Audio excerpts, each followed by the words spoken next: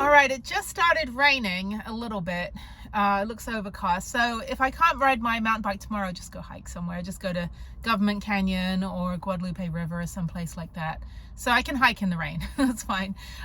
What's funny is that even when it's raining in some place like Houston or San Antonio or Austin, where it's hot all the time, is if you go inside because, oh, it's like cold and rainy outside, let me go inside. In the winter, they just crank the AC, and I hate the air conditioning. I hate air conditioning. Like, I don't like central air. Like, if it's, cold, I'd like a fireplace, or a warm blanket, not have warm air blown on me from the ceiling like the houses do here. Or if it's hot, have cold air, blown on me. I'd rather just open a window. But they don't do that here. So anyway, I am near Dick's Sporting Goods as well. I'm going to try to get another Yeti. This is the 30-ounce Yeti that I have, that I got from Dick's for, it's like the worst name. I got it from there for like 50% off. So it's only like 20 bucks. So I'm going to see if they have a 20-ounce, just so I have a smaller version. That would be nice, so I don't have to always have the big one. Because it just stays so hot all the time. Like, stays hot for like 7 hours that I can't actually, drink my tea in the morning. I have to make another cup of tea and drink that first, and then save the big one until it cools down 8 hours later. It's still hot. It's been hot for like 2 hours now.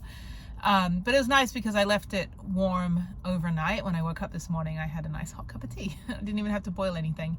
Anyway, so Container Store's right here, right behind me. So I'm going to go in there and get one more thing. I'm just watching people. One more thing. A couple storage containers, plastic containers, to put the food in. So I bought some more groceries and stuff that was on sale, like non-perishables, but the mice can easily chew through it, and I don't really want soup, boxed soup all over my van. So I need to start putting some food away in the airtight container. So I don't know what else I'm going to do. It's 4 o'clock now. I think it's 4. Let's see what time it is. It is 4:15. I might go over to Pearl and walk around. I don't really need anything over there. I mean, you can walk around the hotel. I was just there like 3 weeks ago when we were driving. My friend and I were driving cross country. So I already went in there and hugged my book, The Lonely Planet, that I wrote for. I wrote for a ton of them, but there's only one that I know of that exists. The rest of them got destroyed in the flood, all my copies. And I haven't seen any early 2000s versions anywhere except this one library, which is in the Emma Hotel. And you have to be a guest at the hotel to be able to go in there, but they let me in because I'm like, hey, hi, it's me again, can I go hug my book? And they're like, it's the weird girl, it's the weird journalist, she wants to hug our book. Let her in. And they always think it's funny because they're like, oh, it's her again. I'm like, yeah, don't ever get rid of that book, because it's the only copy of any of the books I wrote where my name's in it. So I did that for years. For 4 years I did updated travel books. I wrote for news bureaus, North American Travel Journalists Association. I wrote for newspapers. I wrote the front of book for airline magazines, all these little blurbs. And then I wrote a couple big articles. But back then, you actually worked with an editor, and you actually went through the process of editing and writing on spec. And I had the Writer's Market book, which was just like the Bible of all the different magazines, and it told you how to like submit your article. And you would just submit it hoping, after you've written it, hoping that maybe they'll buy it and publish it. Whereas now, if you sent something to a website, they'll just publish it and they won't even freaking pay you. But back then there was an actual process, and I'm a classically trained journalist. I went to college for that. I went and studied media law, and I studied newspaper production and basic reporting and the AP style book and all that stuff, and how to cite your sources. And now anybody can just publish anything and say that, oh, I'm a travel writer. I'm like, no, you just put some stuff in HTML and then published it on a website, which I do hundreds of times for clients when I build their websites.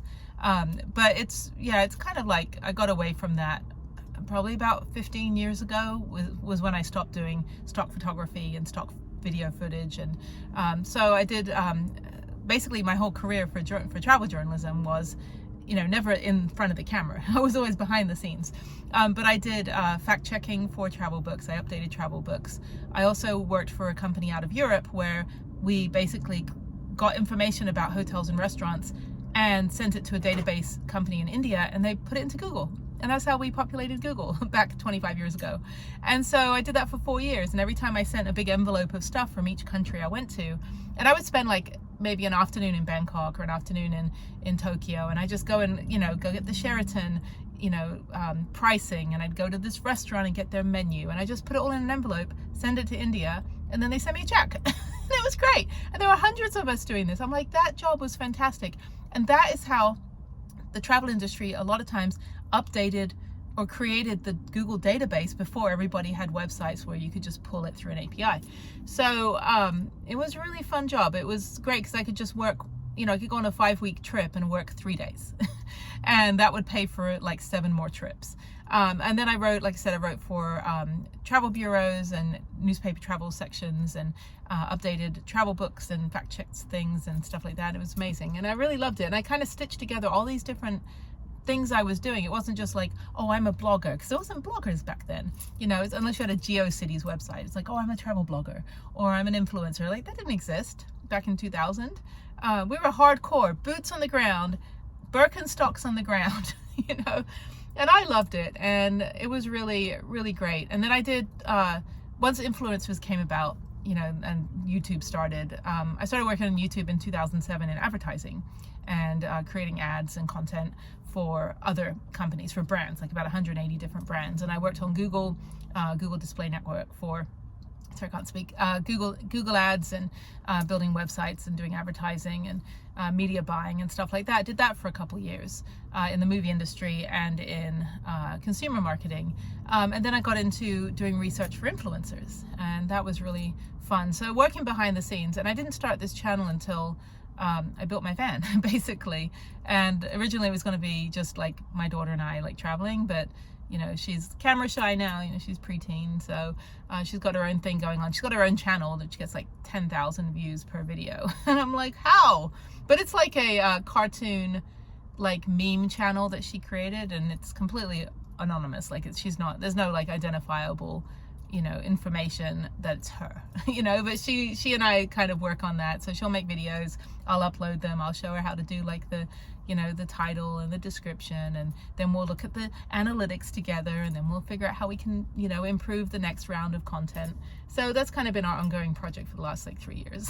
So it's fun.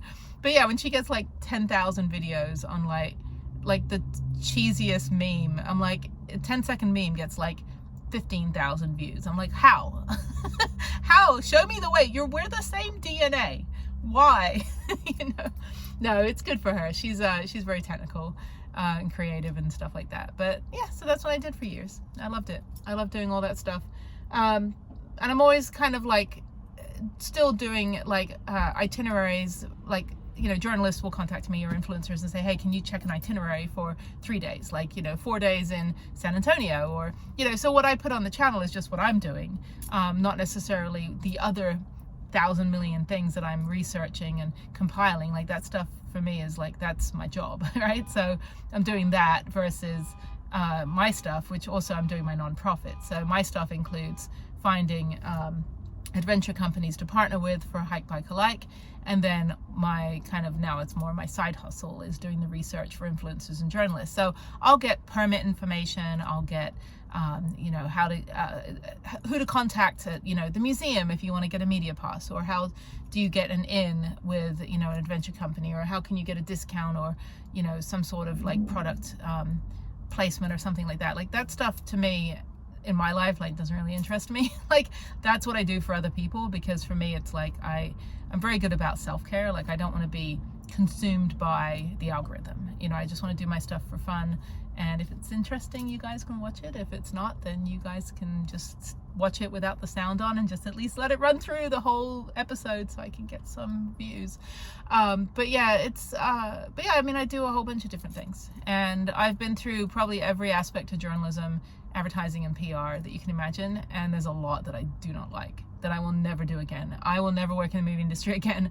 I do not enjoy that industry. It's not as glamorous as people think. It was pretty cutthroat, and it was not, I don't know. I didn't work with very nice people, these strong personalities. It's like, no, you're an HR nightmare. Like, you can't say that to somebody in the workplace. You have to be nice and courteous, and you can't just come to work every day thinking that just because it's advertising that you can be like the devil wears Prada. Doesn't work that way. But I worked with a lot of pretty horrible bosses in the movie industry and advertising, and I got out of it for a few years, got into WordPress website development, WordPress, Drupal, and Magento, and like some of those other platforms. And then I got into van life, and then I got back into digital media as an analyst. And then I left that job when Jeff got injured in the hospital. He was in the hospital from his motorcycle crash. So in the last 2-3 years now, I've just basically been focusing on the nonprofit. So, but I still, pick up website projects here and there. I still do research. It's like, if I'm on the road, if I'm here, I might as well, spend 2 hours getting some information for somebody that might need it. So there's a lot of different bureaus and groups and bulletin boards and things that I've been on for years, that I'll just log on and see what assignments I can pick up, and then I just get paid, or I get kickbacks from channels. If they use my information, then they'll give me a small kickback from their episode. So anyway, it's a lot of stuff to juggle, but it's easy. For me to sort my laundry, hard. For me to juggle 19 different versions of journalism and have that as my career, easy. So, because I enjoy it, and if you don't enjoy it, then you shouldn't be doing your job. I know there's jobs to pay the bills, and I've been through them. Trust me, I have done the jobs to pay the bills. But I am, middle-aged now, and I can actually say, look, I don't want to do just the jobs that pay the bills. I like to do the jobs I enjoy. So it's a little bit harder to find the jobs you enjoy. Everyone's like, how do I make money in van life? And how do I be a YouTube star? Don't. Do something else and have van life and YouTube be your fun stuff. And eventually, you'll figure out a way to make your hobby your job. But you've got to have a job, to fund your hobby. And eventually you can transfer over into, making your hobby your job. I don't know how the magic formula is, but that said, I'm gonna go into Container Store and go get what I need, and then figure out what else to do. I've already done my exercise for the day. Tomorrow I'm hopefully gonna ride my mountain bike or hike. So I'll do one activity a day while I'm out here until Tuesday, and then I have to go home. I've got one meeting for my website project Tuesday afternoon, and then I think after that I will start heading back to Houston. I'll probably either head back Tuesday night or just head back on Wednesday morning. Probably Wednesday morning would be easier. It'll be easier to get out of here then. That way I can sleep. So I don't like driving at night so much anymore because there's deer. Okay, well, I'm gonna go, and I'll talk to you guys later. Bye.